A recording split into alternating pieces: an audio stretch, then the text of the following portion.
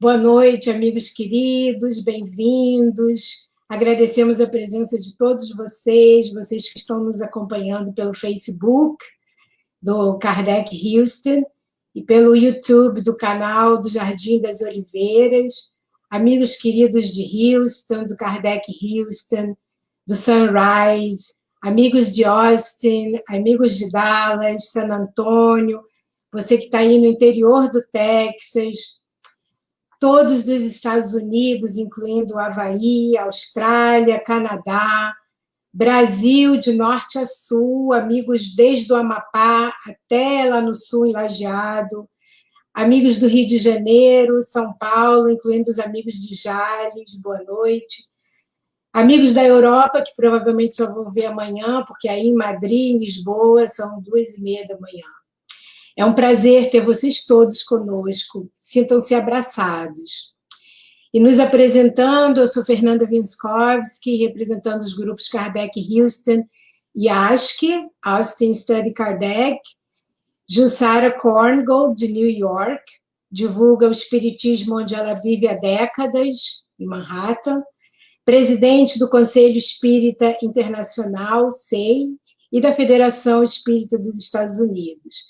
Palestrante, conferencista internacional, cofundadora e presidente do Grupo Espírita de New York, além de autora e tradutora de vários livros. Boa noite, Ju. Boa noite a todos. É uma alegria estar aqui de novo com a querida Fê, com todo esse pessoal carinhoso que tem nos acompanhado nessa divulgação, nesse trabalho. Boa noite, então, Fê. Boa noite, Alberto. E obrigada por aceitar mais uma vez o nosso convite para estar conosco. E o nosso convidado nessa live é o nosso querido amigo Alberto Almeida.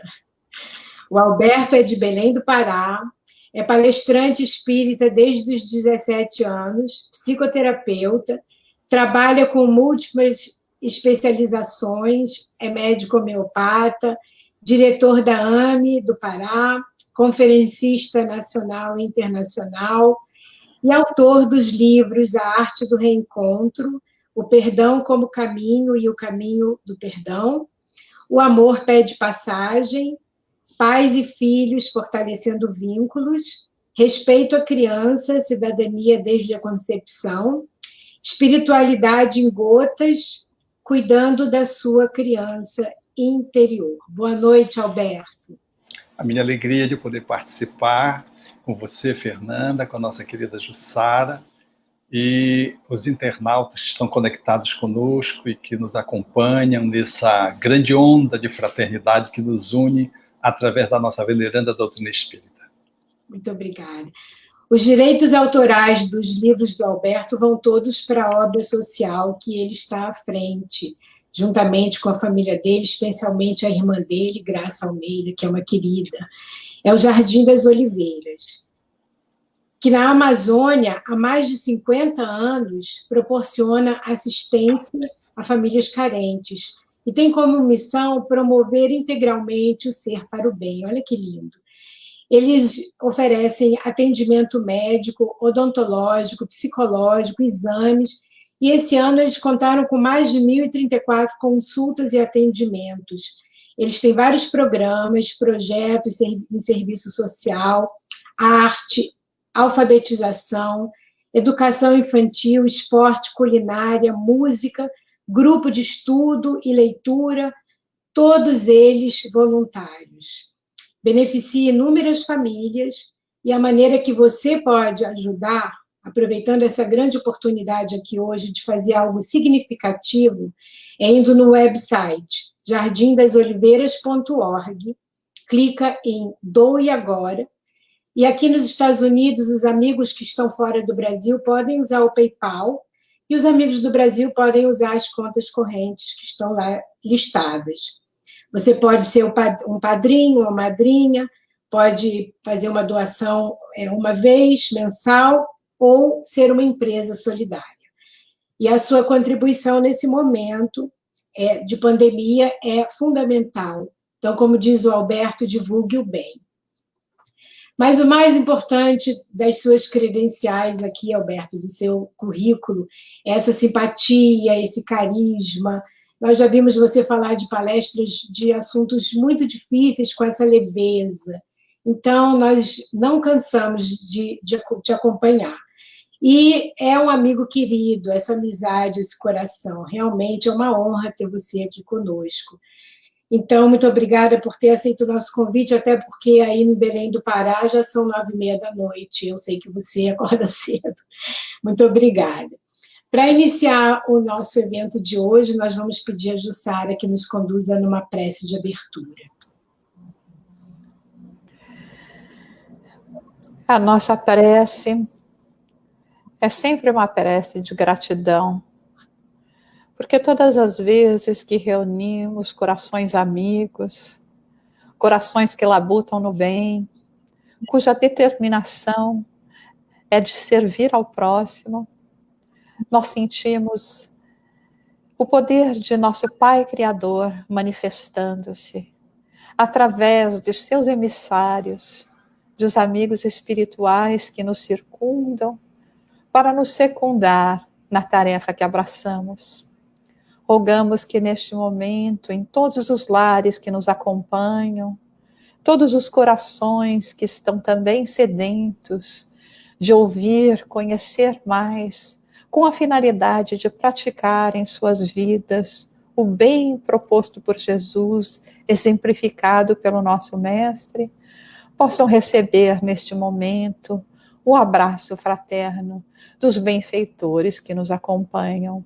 E rogamos especialmente para nosso querido Alberto, para que a sua mensagem possa calar fundo em nossos corações e possa ser assim o incentivo necessário para continuarmos prosseguindo sempre em direção à casa de nosso Pai, de retorno, quais filhos pródigos, para sentirmos cada vez mais a presença de Deus em nossas vidas e através de nossas ações.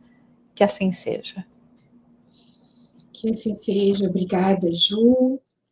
Nós vamos, então, agora, nesse momento, começar a acompanhar o nosso amigo Alberto Almeida na sua palestra, Viajando para o Interior de Si Mesmo. Participem com comentários e perguntas relacionadas a esse tema, e quando ele acabar a exposição, a apresentação do tema, nós vamos, então, selecionar as perguntas para fazer a ele.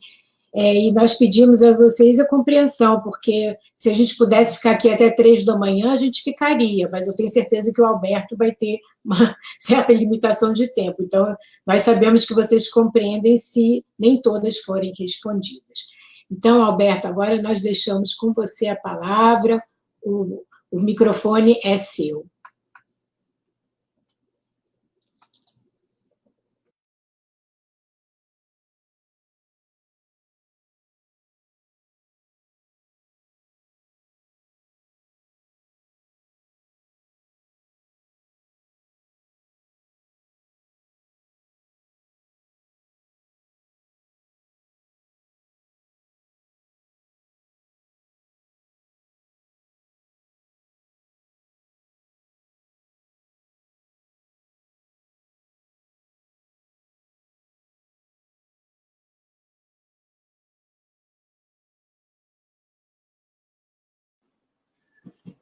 Queridos amigos, é com imensa alegria que podemos nos conectar pela rede mundial de computadores para, no movimento conjunto, alinhavarmos algumas reflexões com o objetivo de darmos um bom pequeno passo na direção do bem que nos aguarda todos os dias como manifestação da divindade onisciente e onipresente em nossas vidas. Diz o poeta latino: não corras, não tenhas pressa. Aonde tens que ir é só a ti. A fala é emblemática de Juan Jiménez. posto que a sua proposição ela vem ao encontro das nossas necessidades destes dias. Enquanto seres humanos, somos dotados de imensa curiosidade, a expectativa de poder amealhar conquistas e de fazer valer a nossa planificação interior nos aciona, nos impulsiona, e nós saímos de nós mesmos para o mundo, na expectativa de encontrar essa planificação tão almejada, que coloquialmente nós chamamos de felicidade, e que traz dentro de si paz, e que nos enseja experimentar socialmente bem-estar.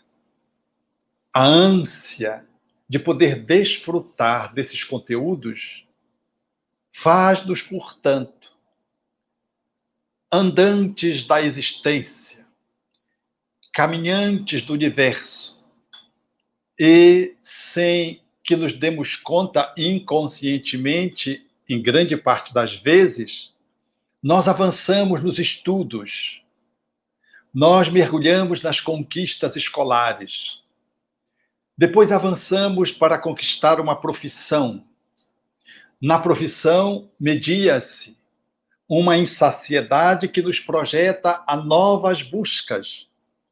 E viajamos nas cidades próximas, mergulhamos em outros países, fazemos um grande esforço cumulativo de recursos para transformar férias em excursões, e o fazemos com uma expectativa sempre de encontrar um estado interior de tranquilidade, de serenidade, mais do que entretenimento, encontrar entusiasmo de viver. E essa movimentação, ela vai tomando novos fóruns de expressões à proporção em que nós vamos estabelecendo novas conquistas no campo das titulações, no campo do exercício do poder. E isso muitas vezes nos move aonde vivemos para ocupar cargos que nos dão uma sensação de que, se alcançamos eles, nós lograremos estabelecer dentro de nós mesmos serenidade e a tão propalada felicidade. Mas parece que quando isso é alcançado, nós voltamos a sentir um vazio, como que, e saímos para novas conquistas, conquistas materiais, multiplicamos o patrimônio, dobramos a casa, numa no campo, uma na cidade. Às vezes, fazemos-nos valer de vários instrumentos móveis, automóveis. Nós nos enchemos de recursos externos na contra de adereços, sempre conquistas estabelecidas pelo trabalho, em função de que o recurso amealhado para comprar tudo isso resulta dessa força de trabalho que nós colocamos na vida. Essa movimentação, no entanto, ela não logra ser suficiente. Parece que nós nos tornamos hegemônicos, às vezes hegemônicos no grupo familiar, às vezes conseguimos a liderança de um grupo de amigos, às vezes no setor religioso alcançamos um status, noutras circunstâncias também, no âmbito profissional, no reconhecimento público além das fronteiras da cidade. E à medida que nós vamos acumulando e as contas bancárias vão revelando a força de trabalho, nós sentimos muitas vezes um tédio, percebemos uma apatia que se toma conta de nós mesmos, e é nessa expectativa que nós entramos muitas vezes em crise que psicologicamente chamamos de crise existencial. A existência como que não tem um sentido, porque tudo que conseguimos conquistar parece que não valeu ou não foi suficiente para podermos alcançar esse estado interior que nós revelamos na linguagem religiosa como o reino dos céus, na linguagem psicológica como plenitude, na linguagem do povo como felicidade, na linguagem social como bem-estar. Parece que se nos escapa, e quanto mais nós conquistamos externamente, mais interiormente aquilo se revela desafiador e parece que se nos escapa das mãos.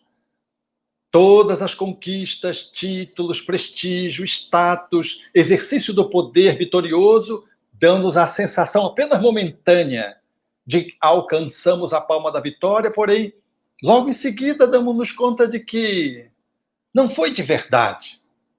Parece que aquilo foi uma miragem que se nos escapa.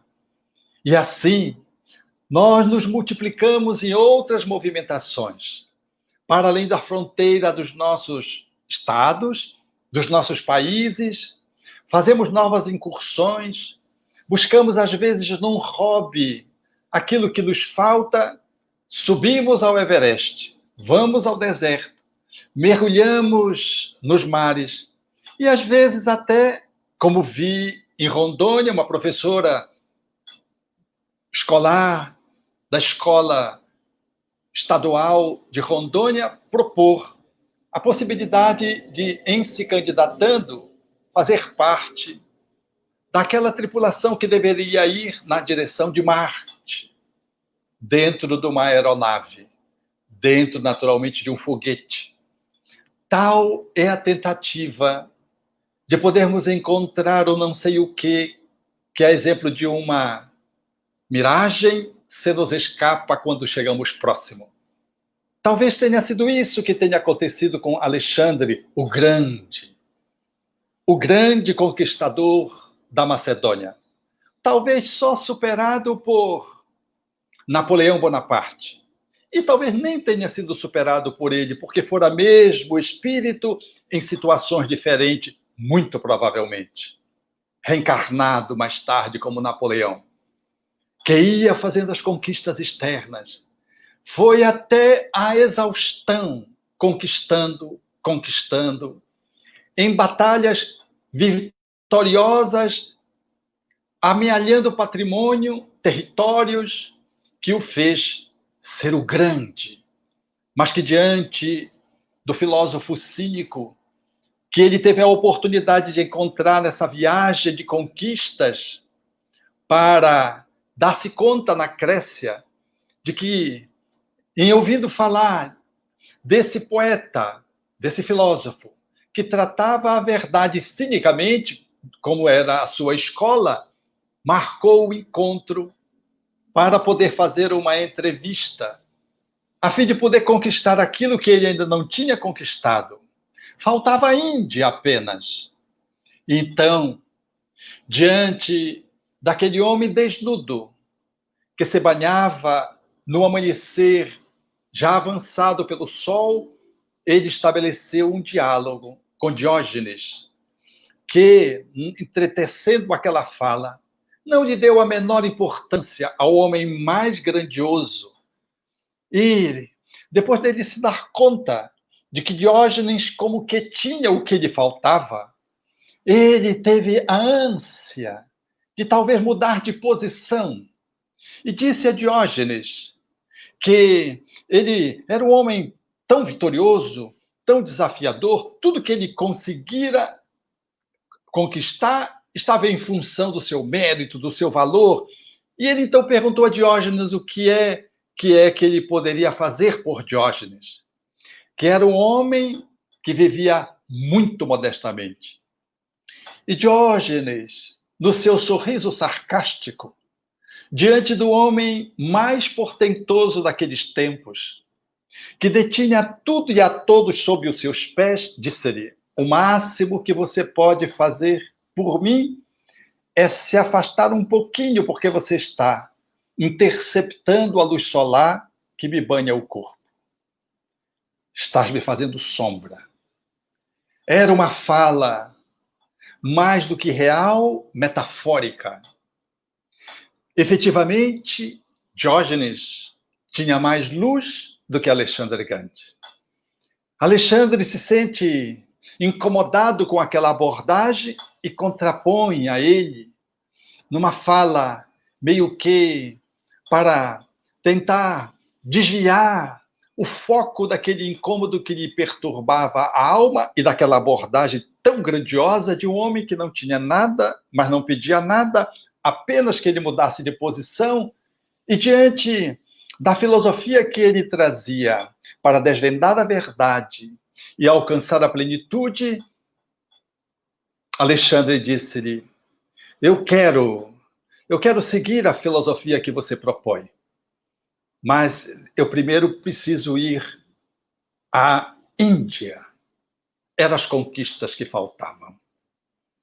Ali, naquele momento, ele foi tocado na sua sombra, na simpleza de um homem, mas na grandiosidade de uma sátira bem feita, a figura de Alexandre como que se desmonta, talvez pela segunda vez, porque um pouco antes, aquele que era o seu companheiro de vida afetiva disse-lhe: parece que todas as vezes que você conquista algo mais, você sente a necessidade de ir adiante, como se você quisesse ficar muito distante da sua mãe, mais distante da sua mãe.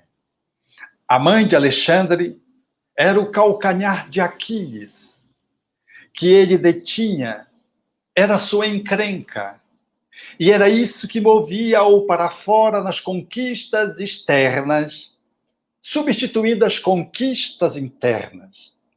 Era mais fácil conquistar os povos e submetê-los à sua força do que conquistar-se a si mesmo, vencendo o complexo que ele tinha em relação à sua mãe, que ele não lograra superar e que fê-lo desencarnar sem ter resolvido essa questão. É, portanto, desse jeito que a humanidade se movimenta. Dos homens com maior expressão social, mundial, àqueles que somos os homens comuns, mulheres comuns, que fazemos o movimento para fora em detrimento do movimento para dentro. Que viajamos para bem longe para tentar encontrar esse estado de quietude interior e de abundância interna. No entanto, continuamos sentindo o vazio que se nos habita. A proposição que o Espiritismo nos faz é de uma reflexão que nos propõe uma análise diferenciada.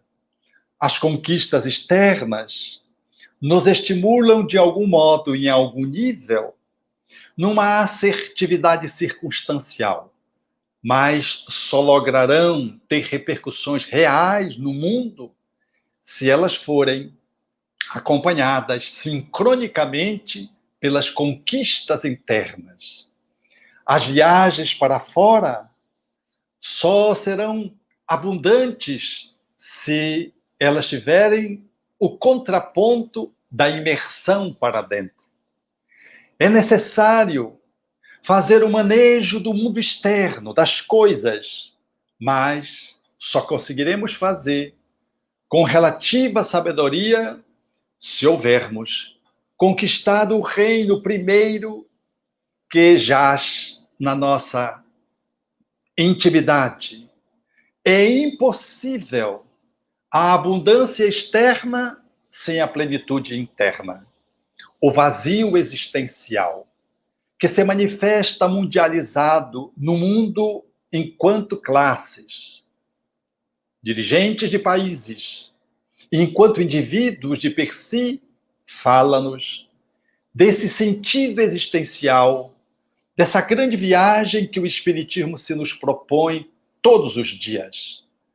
Na fala kardeciana, a possibilidade de podermos conhecer-nos a nós mesmos e nessa existência, e não em outra, e não depois, nessa existência, podermos lograr estabelecer de uma forma eficaz, subvertendo tudo aquilo que pode nos tentar impedir, obstaculizar a nossa marcha, fazer a nossa transformação, fazer a nossa melhor performance moral, que nos dará condições de poder mergulhar para dentro e fazermos uma autoconquista daquilo que Jesus sintetizou de uma forma inequivocamente perfeita, a busca do reino e sua justiça, e tudo mais vem por acréscimo.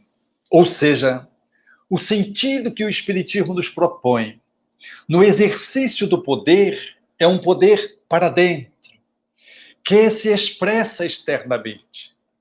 Porque se for para fora sem o interno, ele fica o poder pelo poder, o poder do ego, o poder neurótico, o poder psicótico, o poder da normose, daquilo que é aparentemente normal, mas que é disfuncional. Mas o poder daquele que busca o reino, busca a sua justiça, ele manifesta-se externamente como um poder de pureza, como um poder de compaixão, como um poder solidário, como um poder de cumplicidade. É, portanto, nesse viés que a humanidade caminha nesses dias, que a proposição do Espiritismo é ousadamente desafiadora. Talvez traga, numa certa medida, a metáfora de Diógenes a Alexandre o Grande. É necessário que possamos tirar as sombras que nos obstaculizam o encontro com o sol do cristianismo vivente, brilhante, que se manifesta externamente na figura de Jesus, mediada por Kardec, para que possamos despertar dentro de nós mesmos o Cristo interno que se nos habita. É necessário, portanto, esse autoconhecimento que deverá nos permitir preencher o vazio através dessa percepção daquilo que somos, dando-nos conta de que nós não somos um ser humano de passagem entre uma concepção e caminhando para o nada com a morte, de que nós somos seres que fazemos uma evolução ciclópica, de que guardamos da nossa estrutura biológica, que confundimos como sendo nós mesmos, mas é apenas a nossa expressão externa do que somos internamente, o corpo, 7 a 70 octilhões de átomos, o que ensejou o Espírito Emmanuel afirmar que nós somos um turbilhão eletrônico. Mas essa manifestação atômica, material, mineral, composta basicamente por carbono, por hidrogênio, oxigênio e nitrogênio, mais de 70%, 80% da nossa estrutura é feita desses 4 átomos. Eles revelam, no entanto, uma longa jornada que o espírito que somos fez ao longo do nosso processo histórico. Conhecer-se é dar-se conta de que nós regemos esse turbilhão eletrônico, trazendo toda a nossa história embutida nele, na manifestação dos outros reinos, que nos acompanham como expressão das nossas conquistas já logradas, já feitas, com quase 20 hormônios que compõem a nossa estrutura física, lembrando-nos a conquista que já fizemos quando passamos pelo reino vegetal. Mas, para além disso, damos-nos conta que temos um cérebro reptiliano, um cérebro de automatismos, que caracteriza uma viagem que nós fizemos pelo reino animal, até galgarmos a posição do Homo sapiens sapiens, trazendo a instintividade e as manifestações das emoções primárias, convidadas que são a se transformar em emoções superiores na manifestação da raiva, da agressividade, do medo, da manifestação que se coloca no cotidiano como a alegria, esse despertamento, essa manifestação álacre que a nossa alma revela, e a tristeza, compondo as emoções mais singelas, e a aversão, caracterizada no nojo, na repulsão que trazemos, presente em quase todos os animais superiores, e que guardam no nosso cérebro reptiliano as correspondências e que comparecem para o cérebro intermediário mediante as emoções, até alcançarmos, mediante uma parte do nosso ser correspondente ao nosso lóbulos frontais, correspondente ao nosso encéfalo na sua manifestação mais superior, que está, segundo o espírito André Luiz, ainda em processo de conquista. Porque se já acumulamos o mineral, o vegetal, o animal e galgamos o hominal, resta-nos, entretanto, uma viagem de angelitude até o serafim, fim, quando lograremos estabelecer, nessa linguagem teológica, o topo de uma escada evolutiva que corresponderia na linguagem kardeciana ao puro espírito, quando a nossa conquista máxima nos ensejará a conexão de unidade com a divindade. Então, estamos no meio desse caminho. A conquista que devemos estabelecer para que possamos nos sentir plenos, felizes, ela não jaz fora, ela aguarda dentro. Portanto, o que o mundo precisa hoje é de ir para além dessa estrutura que é aparente dos 5 sentidos, da nossa estrutura físico-biológica, para mergulharmos numa dimensão mais subjetiva, mais imperceptível ao tato, ao contato, aos instrumentos de análise laboratoriais, para mergulharmos nas emoções, na esfera do pensamento, e para irmos além dele, para nos integrarmos com algo que se revela como sendo o sagrado de que somos. Enfim, nós temos uma estrutura arqueológica que, no mergulho que possamos fazer dentro de nós mesmos, da materialidade mais grosseira, atômica, para a estrutura mais íntima, mais imperceptível e mais sagrada, nós lograremos encontrar a nossa dimensão essencial, que se revela como luz, e que os espíritos traduziram dessa forma como centelha, e que os espíritos também caracterizaram Allan Kardec como a expressão da consciência. É desse lugar que vem essa explosão de abundância, preenchendo o vazio que a humanidade sente e que cada um de nós, desconectado de nós mesmos, experimentamos. Mas ninguém mergulha nessa estrutura sutil, sagrada, num processo de meditação isolado do mundo de forma contínua.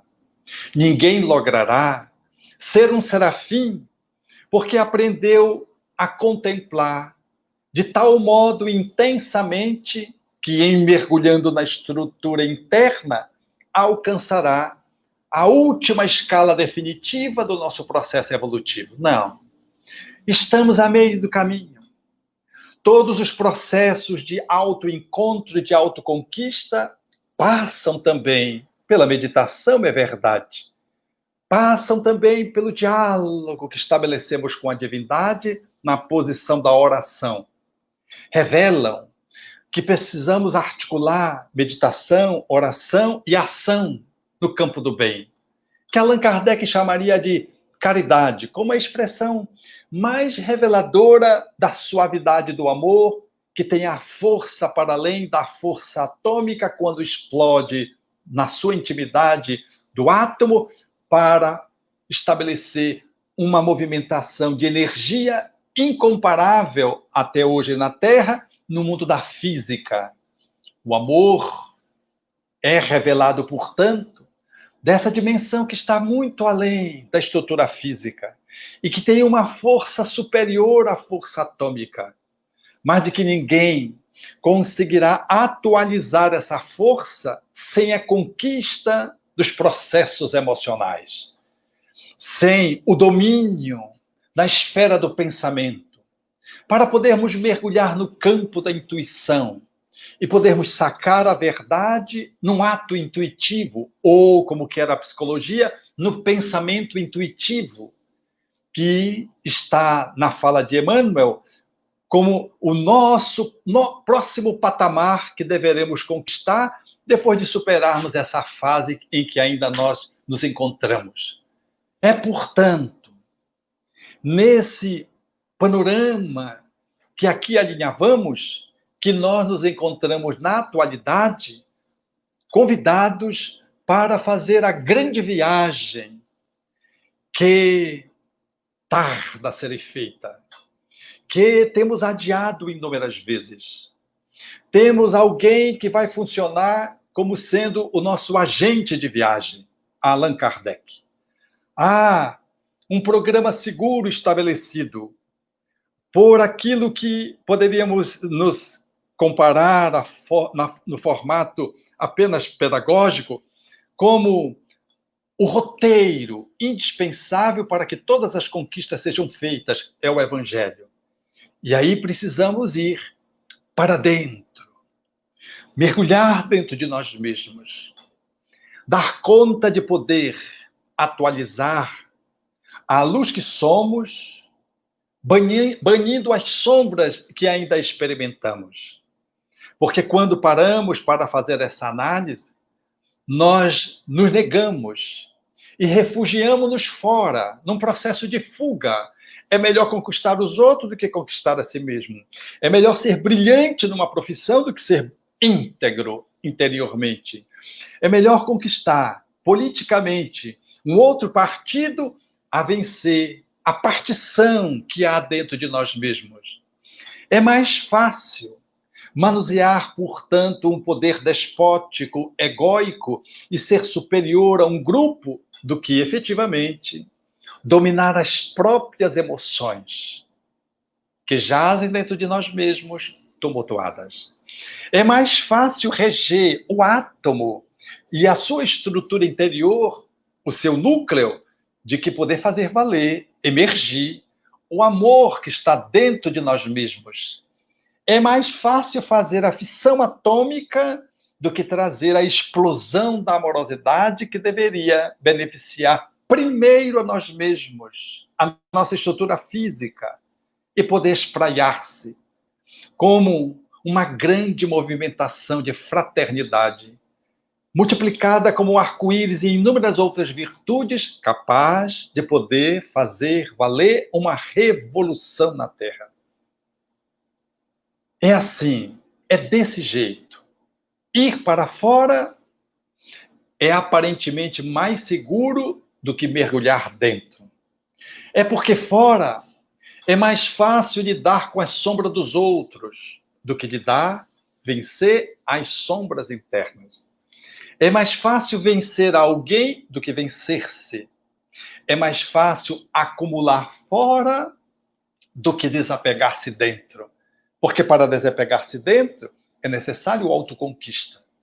Então a proposição que o Espiritismo faz nesses dias é uma imersão do autoconhecimento, proposto por Santo Agostinho em O Livro dos Espíritos, na questão 919, 919A, dando-nos um exemplo de como nós poderíamos fazer essa trajetória, usarmos esse roteiro, termos esse agente de viagem, colaborador de Allan Kardec e Santo Agostinho, no seu próprio exemplo, quando ele nos propõe fazermos essa imersão diária, todos os dias.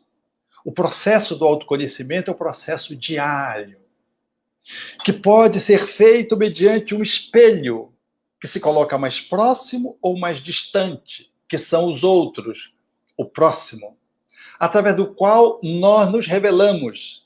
Ao invés de olhar o próximo e ver os pontos frágeis para que a gente possa atacar ou vencê-lo, e olhar no próximo, que pontos frágeis nossos se revelam no contato com ele. Ou seja, Que pontos frágeis do nosso próximo revela-nos que nós guardamos dentro de nós mesmos?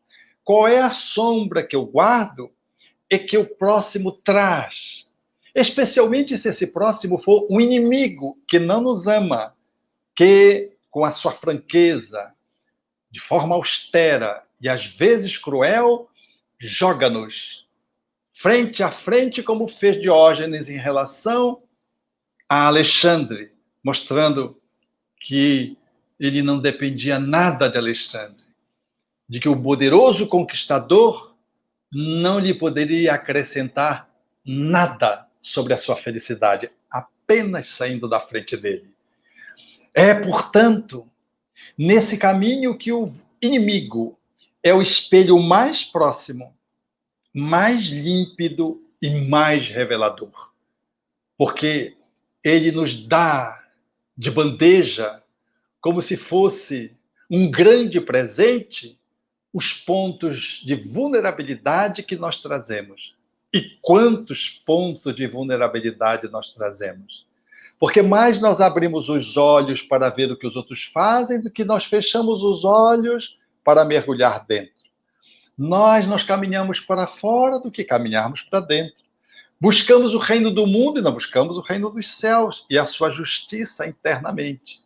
Então, a proposta que o Espiritismo faz com Santo Agostinho é efetivamente desse movimento de conhecer-se a si mesmo como a chave do progresso que possamos fazer através dessa autoanálise, que é um processo meditativo diário, que ele diz que se fizermos de forma sincera, respondendo-nos as perguntas claras, incisivas, para não termos como fugir de nós mesmos, nós vamos ter a possibilidade de avaliar o bem e o mal que comparece dentro de nós mesmos.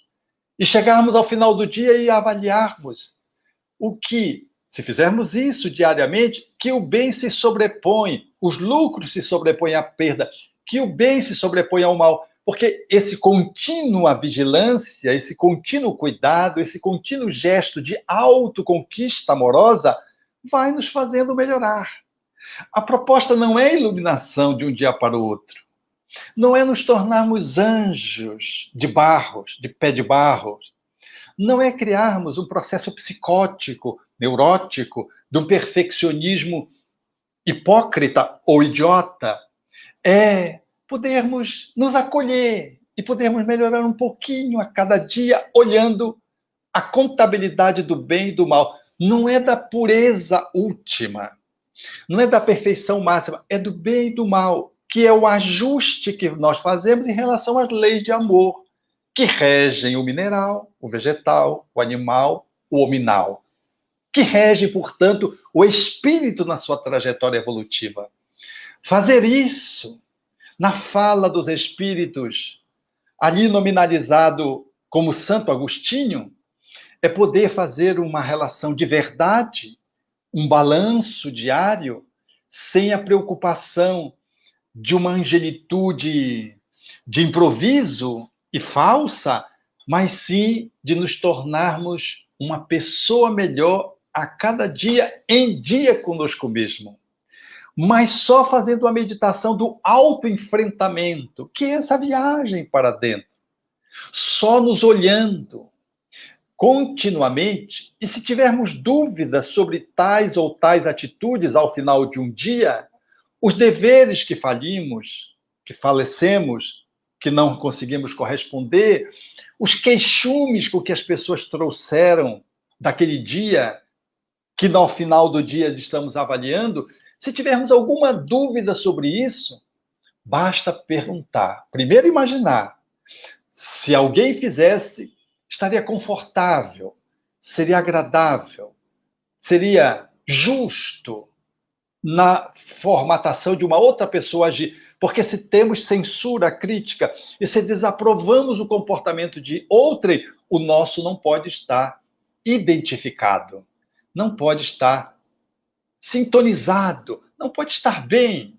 É uma forma da gente não se driblar, não se enganar, porque diz Santo Agostinho de que o orgulhoso replica como se fosse dignidade própria, de que o avarento diz que ele é apenas econômico, previdente.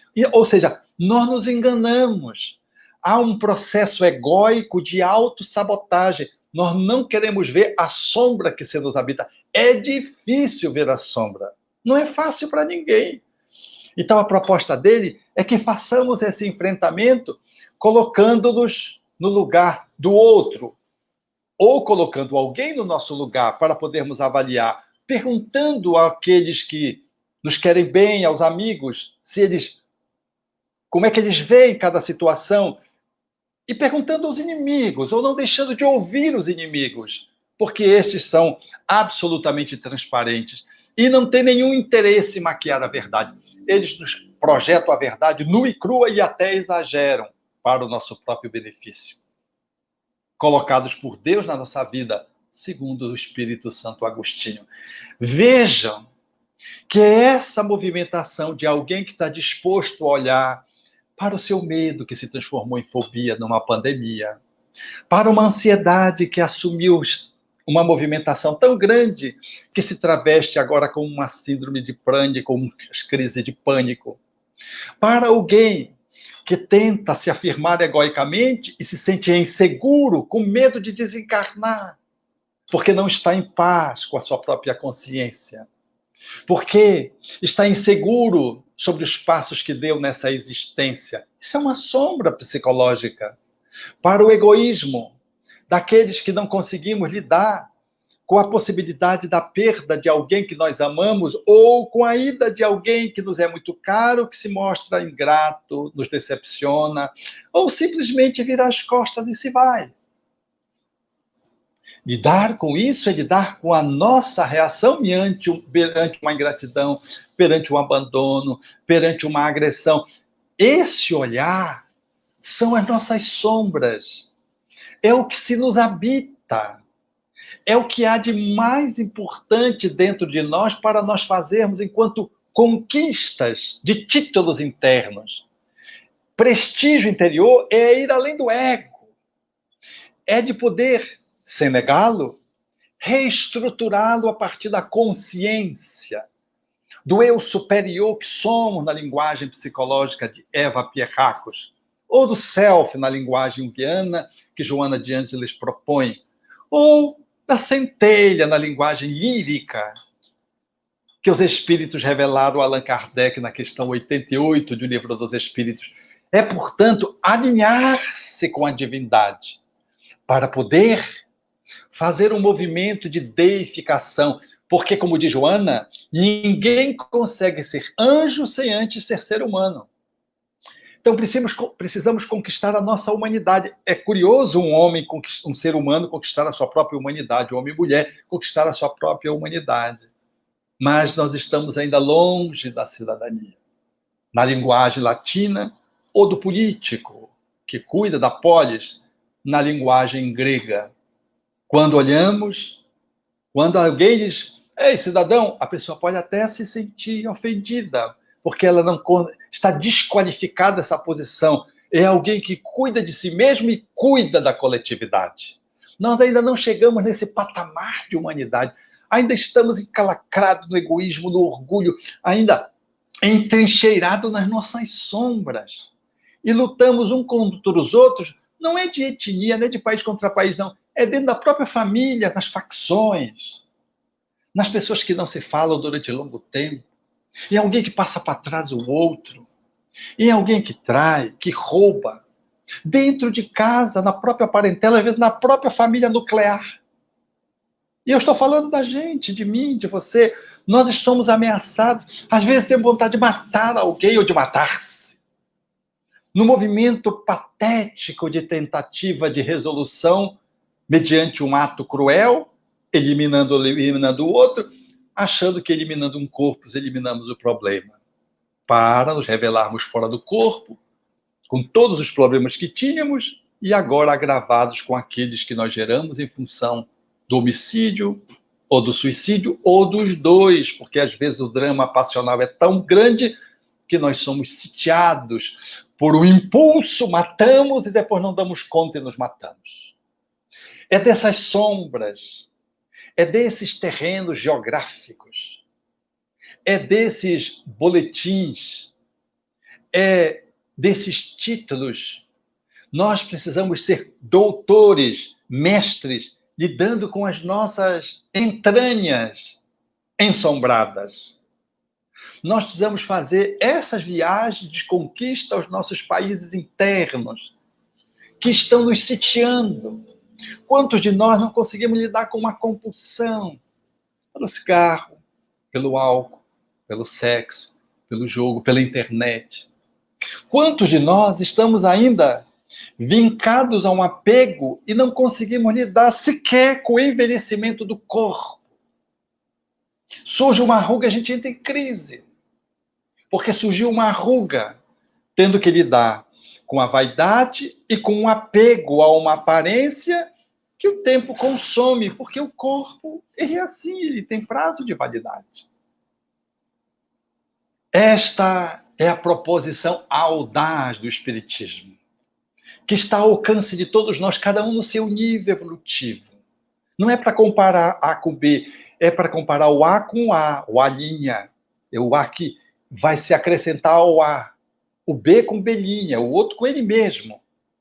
É esse fenômeno transformatório que Jesus diria do homem velho que nasce um homem novo, e que Allan Kardec diria na sociedade que o edifício antiquado cede para uma edificação nova, coletiva, que vai surgindo nesse processo transformatório da humanidade. Então, caríssimos amigos, numa humanidade tão apressada, inquieta, veloz, galopante, que não tem tempo de nada e que está sempre no time is money, nós somos chamados a corrermos para dentro, a conquistarmos o interior, a viajarmos para as entranhas, a preenchermos o vazio com a abundância com que Deus nos fez, e a soltarmos aquilo que não nos pertence, e a compartilharmos aquilo que conquistamos, porque tudo que conquistamos nós levamos deste mundo, e as coisas ficam porque mudam de mão todos os dias. Por isso, Juan Jiménez tinha razão. Não corras, não tenhas pressa. Aonde tens que ir é só a ti. Obrigado, vamos para as perguntas. Gostei do time is money. Você vê o meu inglês? Seu inglês está arrasando. Agora que eu sabia só GTM, agora eu já sei time is money, pronto, olha o meu repertório, triplicou. Agora você domina.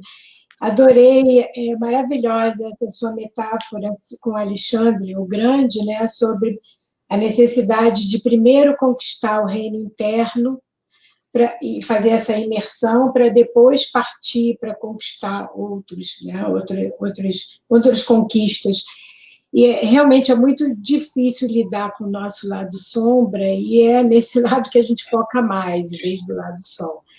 Você mencionou a questão 919 do Livro dos Espíritos, onde Santo Agostinho nos indica o autoconhecimento, com o exercício do autoconhecimento como caminho para o progresso espiritual, sendo que o estudo é a base, né? Mas entre o estudo e a prática tem um abismo enorme.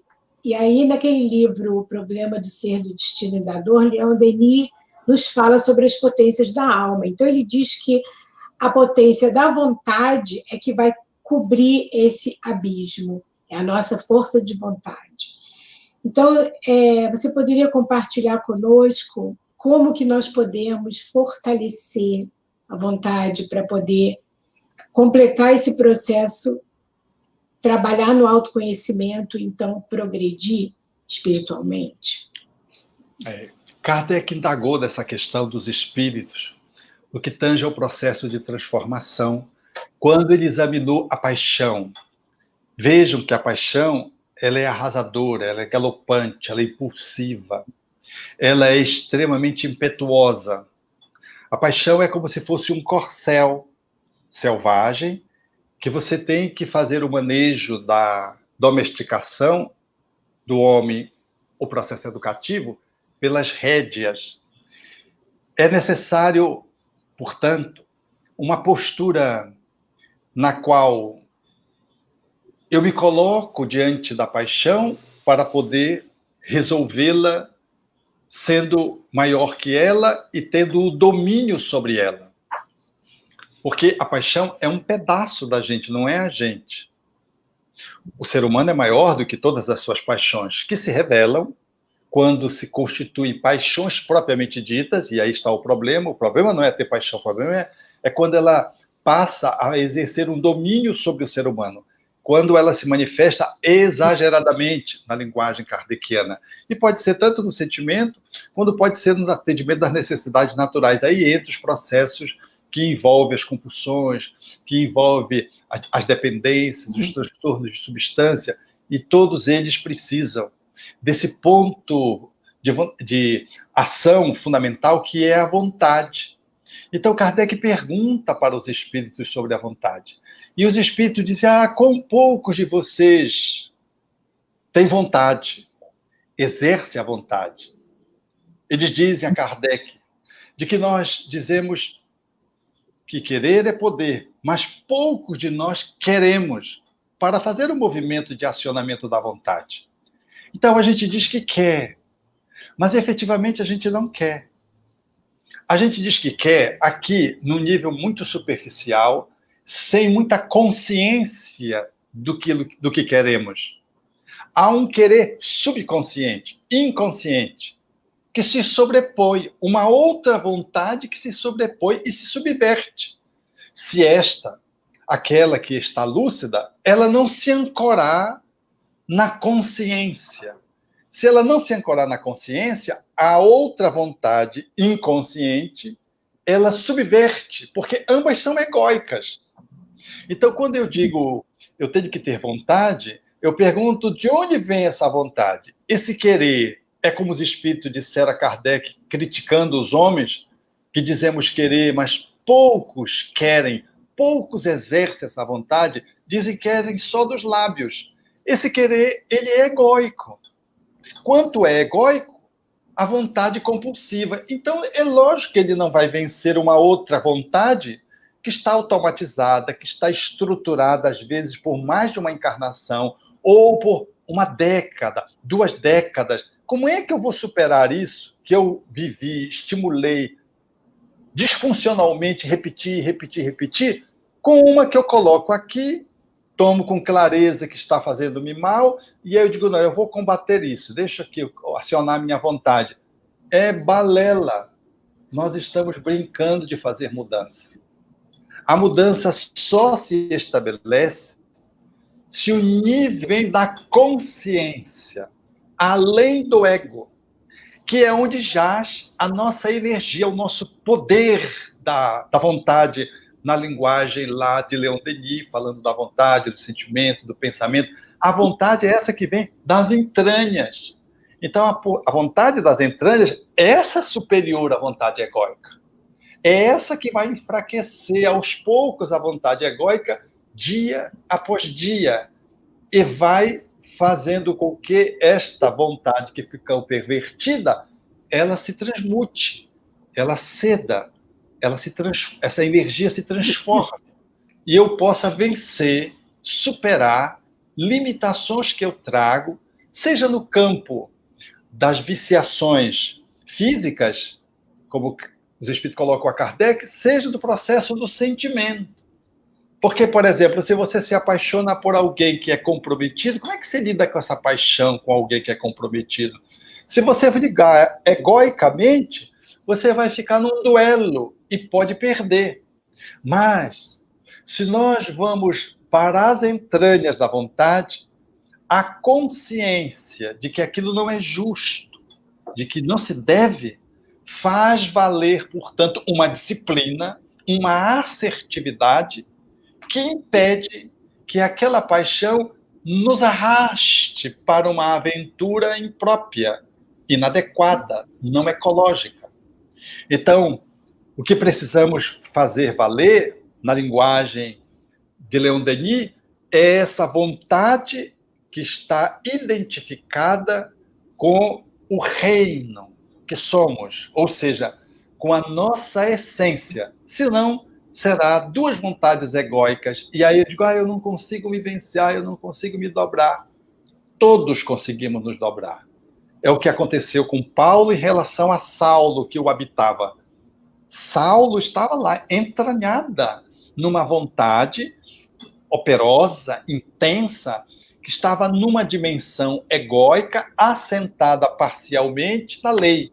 Quando ele conhece Jesus, ele faz um movimento revolucionário e transcende, sem abandonar Moisés.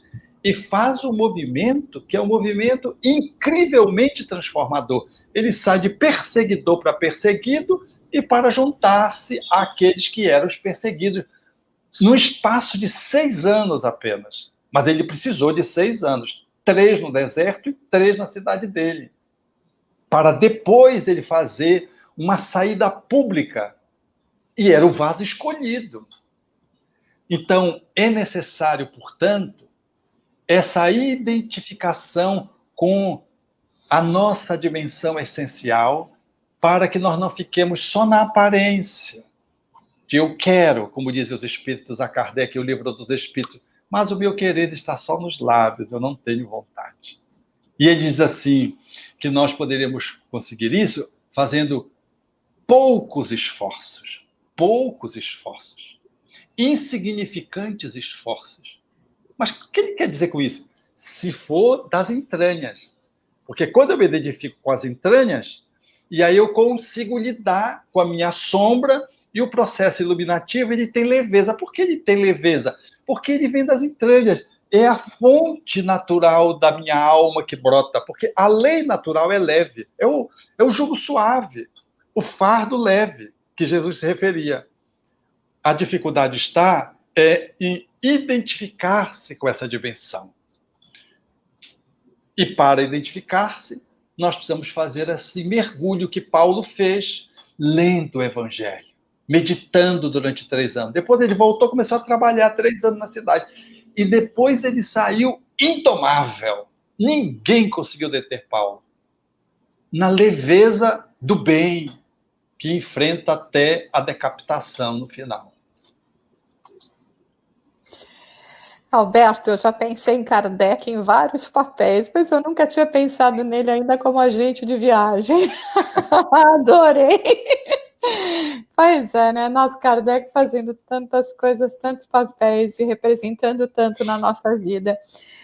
Tem uma pergunta que fizeram aqui, então eu vou até... Estava muito em sintonia com uma que eu estava pensando também, a respeito da tal da sombra, né? Essa sombra que nos persegue. As questões de projeção, quando eu vejo no outro defeito, que na realidade é o que eu tenho e que eu não quero encarar. O medo de eu errar, de eu falhar, isso seria também um aspecto da sombra nos paralisando nesse processo? Naturalmente que sim, porque o medo de errar, às vezes, pode estar representando uma atitude perfeccionista, de alguém que não quer acumular mais culpa em si daquelas que já tem, e faz uma movimentação de recuo, de resistência e de muita insegurança. E essa insegurança, esse medo, projeta-se naturalmente nas suas relações, quando a pessoa se relaciona. Ela se revela e se identifica com o medo dos outros que lhe habita, com a insegurança dos outros que lhe habita, e a manifestação que se coloca às vezes no medo de errar, como perfeccionismo. Eu já errei tanto, não posso mais errar. Isso é muito comum quando a pessoa cai em si, depois de que faz uma tolice muito grande, ou que se dá conta que fez uma tolice muito grande, e aí ela fica com muito receio de se equivocar novamente. Então ela anda com uma cautela, como se andasse com freio de mão puxado. E a gente precisa respeitar cada pessoa nesse seu movimento. Se ela faz isso com esse nível, com essa consciência que nós estamos aqui traduzindo, tudo bem. Mas se ela projeta no outro, não, eu sou assim porque o fulano não me dá segurança, não, ela não se vê como insegura, ela joga no outro, que o outro não lhe dá segurança, mas na verdade é ela que é insegura. Eu tenho medo de errar porque talvez o meu parceiro, a minha parceira pode se atrapalhar. Não é o parceiro, é você que está com medo de não dar conta. E aí você está jogando no seu parceiro, na sua parceira. Mas quando eu tenho consciência de mim mesmo, eu posso saber que eu já me equivoquei muito e posso ter receio de errar. Isso faz parte da nossa estrutura de cuidado, de vigilância. Então, estar mais atento. Eu não posso negar isso, mas é de mim para mim, não é mediante o outro. Quando eu me vejo, eu deixo de projetar no outro. Então, eu não faço isso, não é porque o outro me deixa inseguro, é porque eu sou inseguro comigo mesmo. Eu não dou conta de fazer isso, porque eu acho que eu vou pisar na jaca, eu vou me atrapalhar, eu vou me equivocar de novo. Mas por que você vai se equivocar? Porque eu já me equivoquei nessa área, eu estudo as minhas tendências, as minhas inclinações, e eu sei que eu não vou dar conta. Eu me lembro de um amigo que eu tinha, ainda tenho, e ele abraçava as pessoas com tanta dificuldade, parece um vergalhão abraçando a gente. E uma vez eu questionei, esse jeito que ele tinha, o jeito desengonçado de abraçar, era um abraço que não abraçava, sabe? Uma coisa assim, meio, assim, parece que estava congelado. E aí ele disse, não, eu tenho medo de abraçar as pessoas por conta da minha sensualidade. Eu tenho medo de fazer uma aproximação e não dar conta. Eu achei muito interessante, porque a autopercepção dele, ele não estava projetando ninguém, era ele, com ele mesmo, se protegendo dele mesmo. E tempos se passaram, e de fato ele se envolveu com uma outra pessoa. Eu não sei as circunstâncias e nem cabe aqui analisar, mas cabe lembrar de que o alerta que ele assim se dava de vigilância fazia sentido. Então, cada um tem o seu calcanhar de Aquiles. Um não pode lidar com dinheiro, um não pode lidar com comida, outro não pode lidar com custodiar alguém, porque tem uma cabeça disparatada e não consegue cuidar de ninguém, mal cuida de si mesmo. E assim, cada um tem uma encrenca. Um é muito apegado, se você facilitar, a casa dele se transforma num monturo de coisas acumuladas que ele nunca vai usar, como se fosse um emergente de guerra, né? Ele vai juntando coisas desprezíveis, porque ele tem sempre a sensação de que vai entrar, como se fosse entrar em guerra. Os ex-combatentes faziam muito isso, né? Era uma das neuroses que eles traziam, era essa. Tem gente que é assim, cada um traz as matrizes das áreas aonde faliu. E se a gente se estuda e toma ciência disso, é bom que a gente tenha cuidado. E se houver medo, é razoável que tenha medo. Muitos de nós, por exemplo, falando do medo especificamente, não é de cair nisso ou naquilo, do medo mesmo. Quantas pessoas têm medo de se aproximar de um parapeito, de um prédio, mesmo com segurança, mesmo com rede? É porque alguém já caiu, já se projetou, já foi empurrado ou se projetou. E aquilo foi tão marcante, a pessoa não superou, então ela tem medo. Então é o cuidado que ela tem. Ela não joga no outro, que o outro vai empurrá-la. Muito embora ela já possa ter vivido isso. E fique mais insegura quando alguém se aproxima por trás. Então ela já vai raciocinando de que aquilo é dela. Tem grade, tem rede. Como é que ela pode ter medo? Mas ela traz dentro de si a sequela ou a ferida, que ainda não fechou, de algo que ela viveu, de um suicídio, por exemplo, e ela receia se colocar como um mecanismo de autoproteção. E esse processo ela vai vencendo aos poucos, aprendendo a acolher o medo de se projetar, o medo de que seja empurrada, o medo de que ela possa se jogar, porque ela às vezes revela, eu tenho medo de me jogar. E ela às vezes tem essa atitude repetida em outras vivências. Assim como eu estou citando esse exemplo, para todos os outros, nós precisamos ter o cuidado. Quando a gente vê no filme O Mensageiro da Paz, a cena em que Divaldo vai visitar o prostíbulo junto com o outro personagem, que era o Nilson, Joana de Ângeles sugerindo que ele continuasse a fazer as visitas para atender a pessoa que ele estava atendendo lá, mas que não levasse o Nilson. E faz uma observação discreta, como quem diz assim, agora eu na minha linguagem, cuidado, não leva, senão ele fica lá. Então é isso, é o cuidado que cada um tem. Então a gente não pode, de modo algum, julgar os outros que tenham esses medos com esse nível de autoconsciência. Porque a gente diz, isso não tem nada para você, mas para o outro tem. Para você é uma outra encrenca que para o outro não tem. Então, a autoconsciência, a autopercepção, o autoconhecimento me faz eu manter-me vigilante, até que eu vou, aos poucos, alterando-me naquela área e depois aquilo cede, aquele medo daquele tipo de comportamento, de falha, de equívoco, ele cede e eu saio desse processo, que é um processo, às vezes, estranho para os outros, mas ele sempre tem um sentido de sabedoria interna para cada um. E, se eu tenho esse nível de consciência, eu não projeto em ninguém. Então, é um bom sinal, né? A pessoa que tem medo, ela já está no caminho do autoconhecimento. É uma notícia boa. Joana de Ângeles nos diz: enquanto estamos enxugando lágrimas alheias, não temos tempo de chorar. Se referindo ao trabalho social como cura até, né? Então, quais são os cuidados que nós temos que tomar quando nós tentamos preencher vazio emocional com algum trabalho, seja o trabalho espírita, o trabalho comunitário, ou um trabalho social, mas na tentativa de preencher o vazio? Pois bem, o choro é importante quando ele revela uma emoção que precisa ser exposta, traduzida enquanto dor catártica. Mas fixar-se no choro é uma imobilidade não desejável.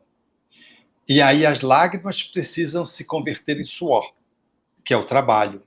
E o trabalho do bem, não só para fora, mas como expressão do trabalho que está para dentro, e aí ele é libertador.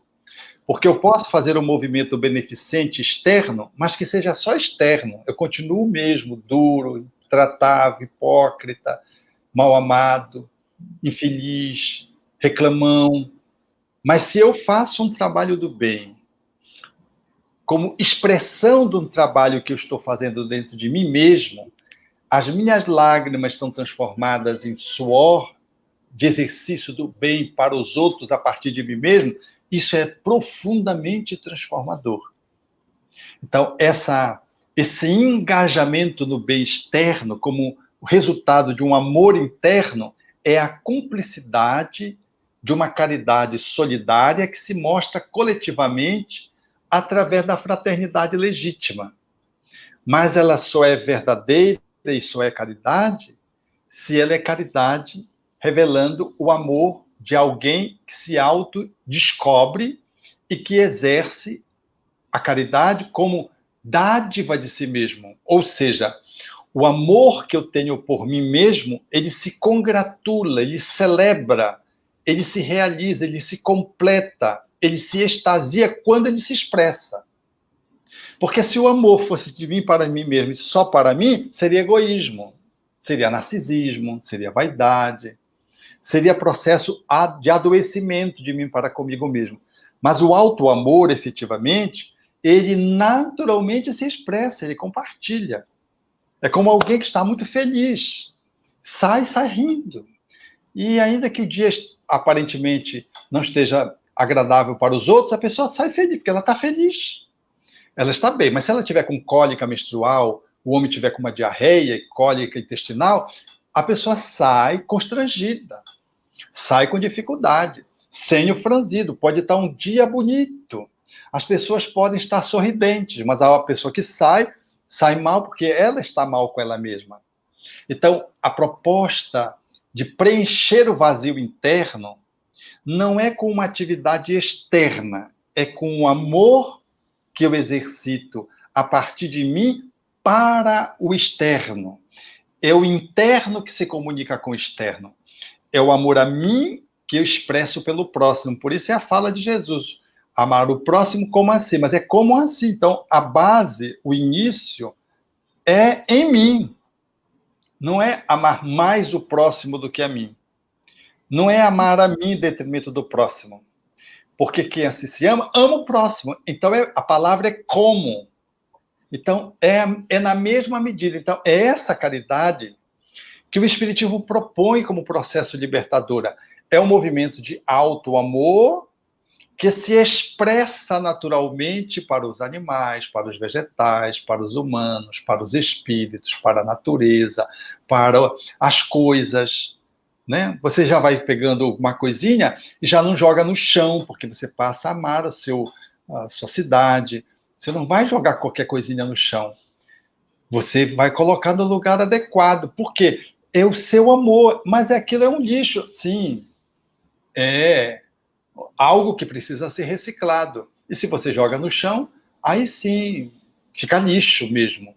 Mas se você coloca no lugar certo, é material que vai se transformar em arte, vai se transformar em adubo. Enfim, é esse olhar que faz com que você estabeleça uma relação de saudável, de ecologia amorosa, que se expressa de você na direção do mundo. Pessoas, coisas, animais, espíritos, Deus. É uma relação, portanto, porque quem assim se ama, não ama direcionadamente alguém. Se você está feliz, você não está feliz só, vai mostrar sua felicidade com alguém, não. Você está feliz, está rindo em casa, está sozinho e está rindo em casa. Vai para o espelho e ri para você mesmo. Se o animal vem, mesmo que você não goste, naquele dia você trata melhor o animal. Por quê? Você está feliz. Então, até o animal que você não gosta, você é afável naquele dia, porque você está leve, você está bem. Então, essa é a proposta da beneficência verdadeira à luz do pensamento espírita. Porque senão fica uma filantropia fria, fica um mecanismo de compensação externo para um vazio interno. Eu vou dar para cá porque Deus vai me dar. É uma negociata com o divino, uma negociata imprópria, porque não é assim que se resolve a questão. O vazio interior não se resolve a partir do que Deus vai me preencher. Deus já colocou em mim a fonte está em mim. Eu vou buscar a divindade para que ela me desperte. Ela deu o toque para que possa emergir, portanto, brotar a minha fonte, e ela possa eclodir.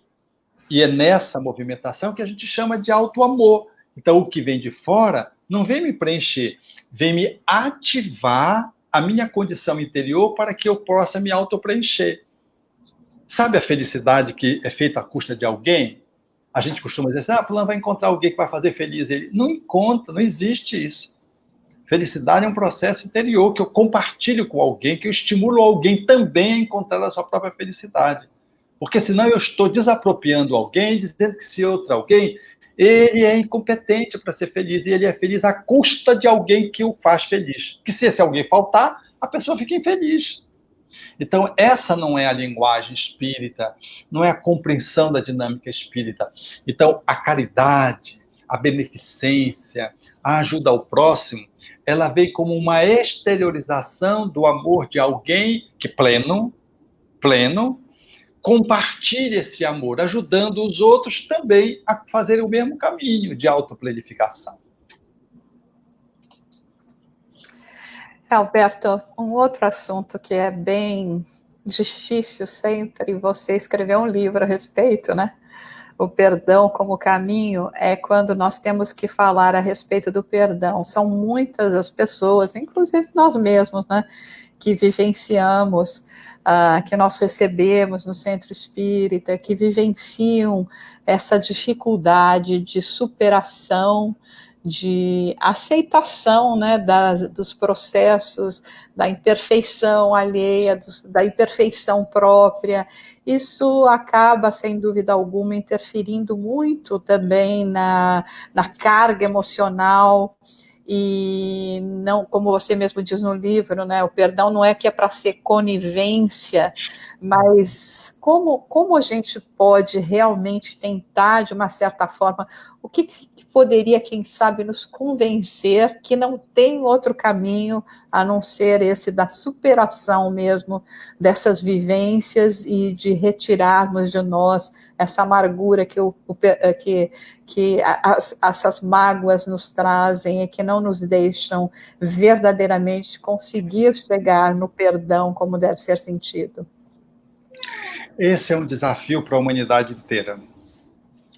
Eu mesmo me vejo, vez que outra, lidando com as minhas encrencas e vendo o quanto no caminho do perdão eu tenho que avançar. Porque ele é algo que demanda uma quantidade de amor capaz de superar uma situação externa adversa, que é exatamente estar nessa, diríamos assim, nessa contradição de situações que se confrontam. Vou dar um exemplo. Você pode perdoar alguém que arranque a rosa que está no seu jardim. Perdoar. Talvez você precise de 1 minuto para perdoar, 2 minutos. Você é capaz de perdoar alguém que mate, não a rosa, mas a roseira. Aí você vai precisar de mais tempo, porque alguém veio e arrancou a roseira e levou. Pisoteou, queimou. Mas você vai precisar de mais tempo. Vai precisar de mais amor para poder não ficar encrencado na mágoa.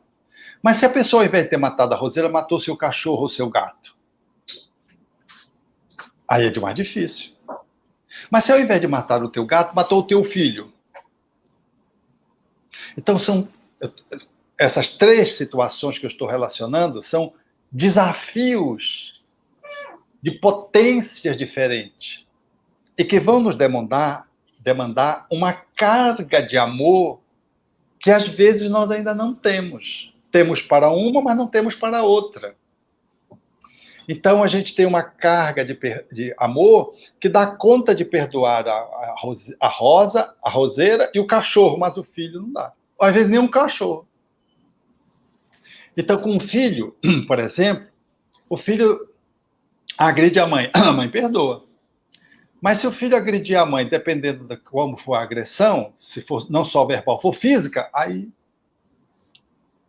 Então, vai havendo uma complexificação do amor, dependendo da complexificação da agressão.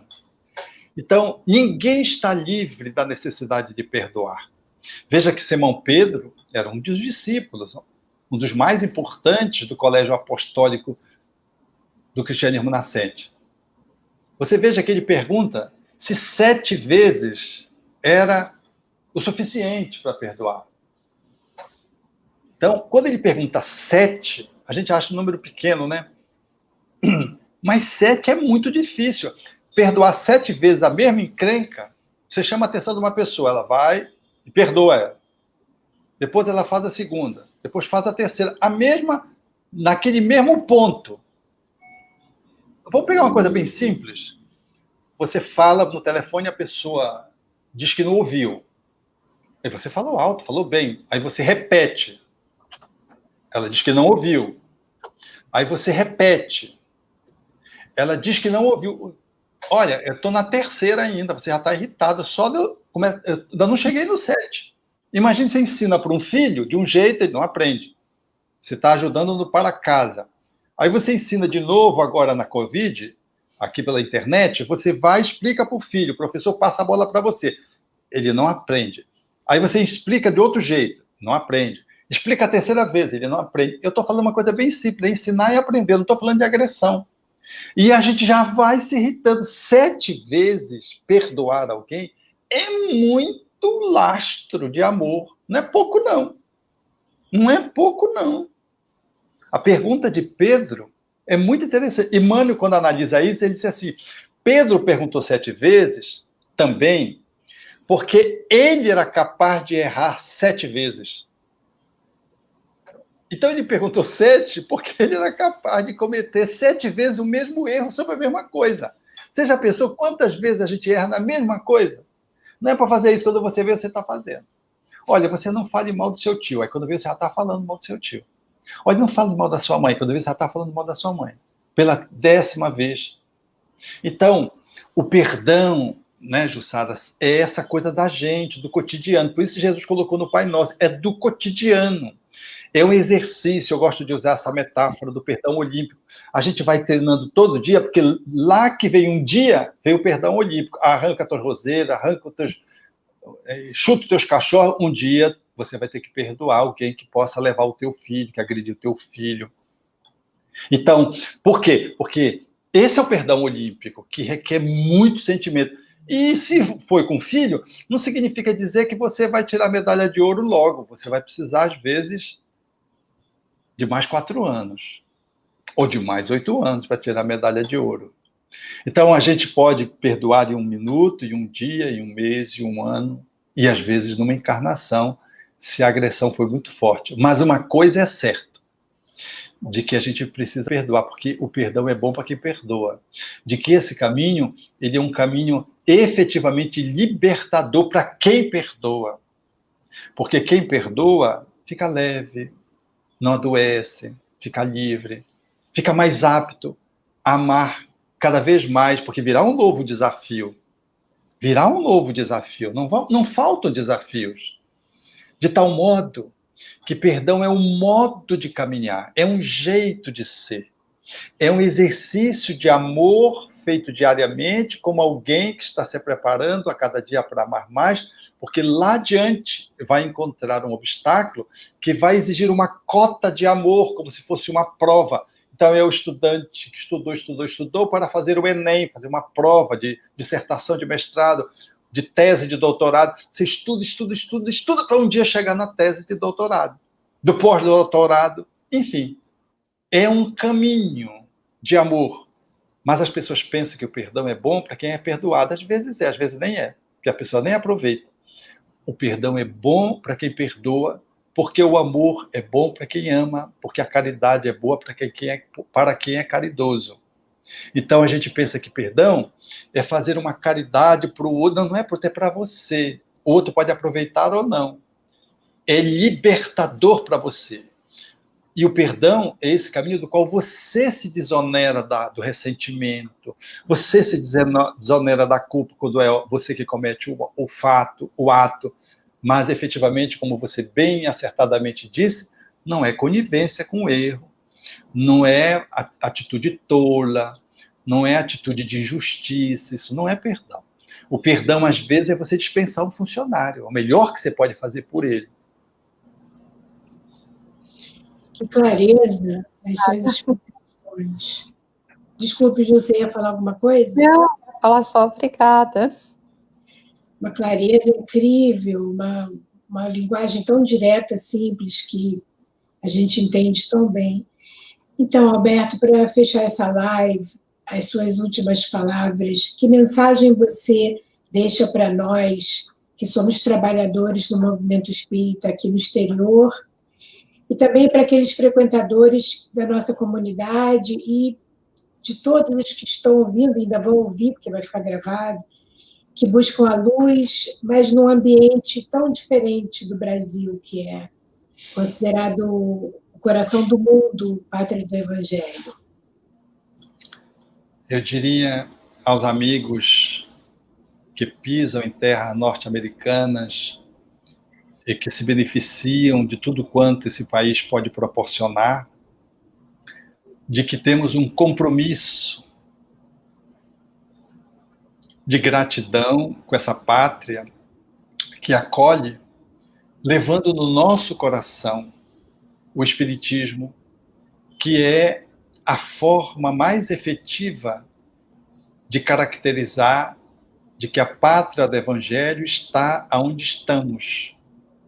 E de que, portanto, compartilhar com tantos outros companheiros que caminham na latinidade em terras americanas, abrindo espaços para que aqueles que são os nativos, portanto, os norte-americanos mesmos, possam começar a acessar essa doutrina maravilhosa, é a melhor forma de demonstrarmos o quanto somos gratos a essa pátria que se abriu para nos acolher enquanto brasileiros, de línguas hispânicas, portugueses. Honremos a nossa relação com a terra que nos abriga, honrando o sentido que temos de viver apoiado nessa veneranda doutrina espírita. É como se pudéssemos demonstrar a nossa reverência ao país que nos acolhe com um gesto de gratidão, vivendo o Espiritismo. E se nós fazemos isso conjuntamente, ombreando uns com os outros, se nós fortalecemos uns aos outros para que possamos nos manter de pé, essa onda de fraternidade à luz do Espiritismo, essa doutrina que tende a ser o coração das pessoas, o consolador prometido no coração das pessoas, ela toma volume, ganha expressividade e energeticamente nós contribuímos para que o país seja um país melhor. Porque pensam que o Espiritismo não é de uma pátria, o Espiritismo são as leis da natureza. E ele vai sendo vestido de acordo com cada cultura, com cada etnia, com cada lugar, de acordo com as idiosincrasias aonde ele chega, ele recebe esse toque sui generis daquele lugar, daquele país ou daquele povo. Mas ele continua sendo o Espiritismo. Lei de amor, expressando o Evangelho, ajustado a uma certa circunstância.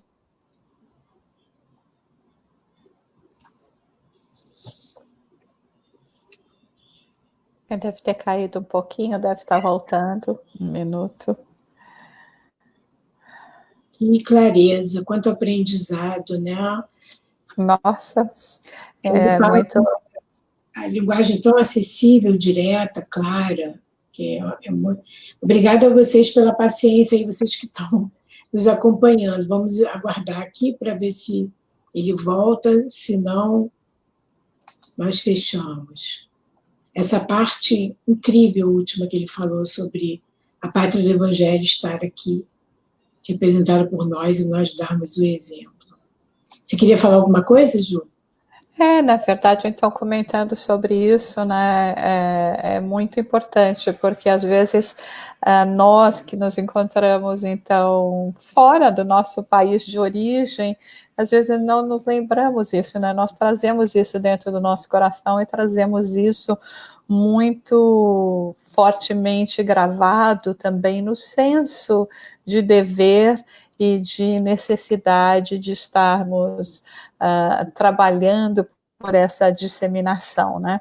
Então, são palavras que nós deveríamos estar lembrando e que deveriam estar sempre nos dando, assim, esse incentivo para continuarmos nessa jornada, porque às vezes é difícil, nós sabemos, temos que superar as nossas próprias deficiências, né? Tem sempre o problema da linguagem, da comunicação, de como é interessante, como ele falou, né? Quer dizer, o Espiritismo continua sempre o mesmo que ele tenha, assim, as suas características próprias, de acordo com cada localidade que nós estamos trazendo essa revelação dos Espíritos, né? Mas, assim, extremamente importante tudo, acho que sempre muito importante ouvirmos o querido Alberto fazer esse trabalho para a gente. Que bom, Alberto, que você voltou. Nós estávamos tão interessadas nas suas palavras finais. Que bom. Está ouvindo? Eu ouvi tudo que a Jussara falou aqui com a graça. Tá. E não tenho mais nada a acrescentar, apenas gratidão a você, Fernanda, que coordenou esse evento, a nossa amiga Jussara, nos caminhos pelo mundo aí estamos juntos, e a gratidão aos internautas que nos honraram hoje com a sua paciência, recolhendo reflexões que podem ser úteis. Muito obrigada. Nós é que agradecemos essa simpatia, essa amizade, esse carisma e todo o seu trabalho, não só na divulgação do Espiritismo, nas palestras, nas viagens, mas também no Jardim das Oliveiras. Nossa, que trabalho maravilhoso, incrível, quantas pessoas estão sendo beneficiadas e quanta luz isso está trazendo para o mundo. Agradecemos de coração também você ter ficado aí tão tarde nos acompanhando, e por todo o aprendizado. Aqui está correndo aqui comentários, subindo e descendo. Muito obrigada, Alberto, o nosso beijo. Obrigado. E agradeço, e que nós possamos absorver esses conhecimentos todos, que possamos assimilar e colocar em prática, usando todo o conhecimento que você passou sobre a vontade, como que nós podemos começar a lidar com o nosso lado sombra, com os nossos medos, fortalecendo a nossa vontade para que nós possamos colocar em prática. Então, vamos agora fechar. Ju, você gostaria, então, de encerrar para nós? Faço, com certeza. Pai amoroso, começamos o nosso trabalho hoje com uma prece de gratidão pelas infinitas bênçãos, pelas oportunidades que nos são concedidas. Mas gostaríamos de encerrar este trabalho com uma rogativa. Após aprendermos conceitos tão importantes, rogamos para que possamos ser fortalecidos em nossa determinação de fazermos o amor brotar em nossos corações, de conseguirmos exercitar o perdão.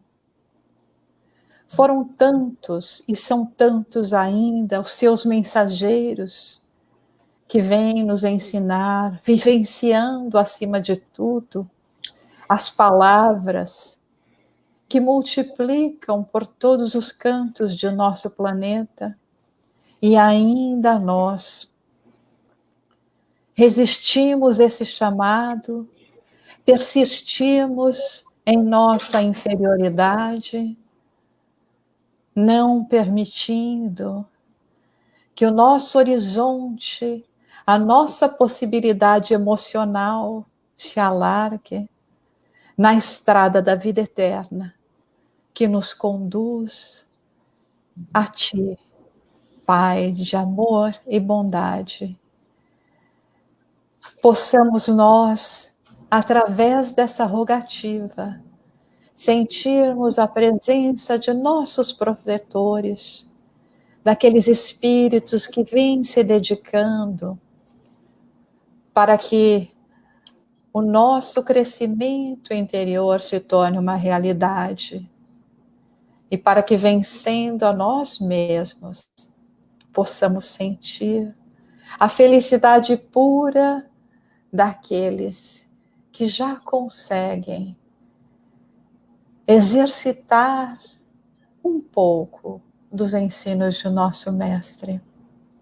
Ajuda-nos, ajuda o nosso planeta que neste momento passa por provações tão difíceis, pelos nossos irmãos que não têm o mesmo esclarecimento, o mesmo entendimento que temos, para que eles também se fortaleçam na fé e na busca da esperança, para ser convite à vossa presença em cada um desses lares.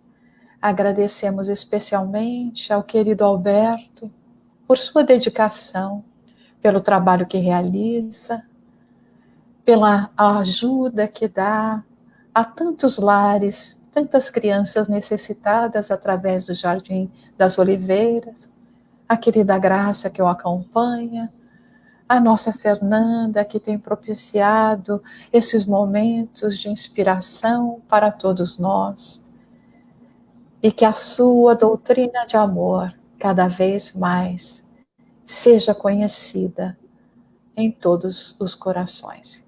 Que assim seja. Obrigada, Ju, por essa prece, obrigada pela presença. Mais uma vez, Alberto, muito obrigada por todo o seu trabalho, pela sua amizade, pela sua presença. Que Deus te acompanhe nos seus caminhos, aonde você for, que você seja protegido, guiado. E aqui, ó, vai o nosso amor aqui, falo pelo Havaí, pela Austrália, Canadá, Europa, todo mundo. Muito obrigada. É do Oiapoque ao Chuí, né? Lá do Amapá até lá já, passando por lá, já no Rio de Janeiro. E a você que nos acompanhou aí pelo canal do YouTube do Jardim das Oliveiras, pelo Facebook do Kardec Houston, e amanhã também vai estar no YouTube do Kardec Houston, vai ficar tudo isso gravado, a gente pode ouvir de novo sobre as bênçãos do perdão, do amor, do trabalho voluntário e tudo. A vocês, um beijo. Obrigado. Tchau, pessoal. Boa noite. Que seus lares sejam iluminados. Um beijo, um abraço para todos. Boa noite.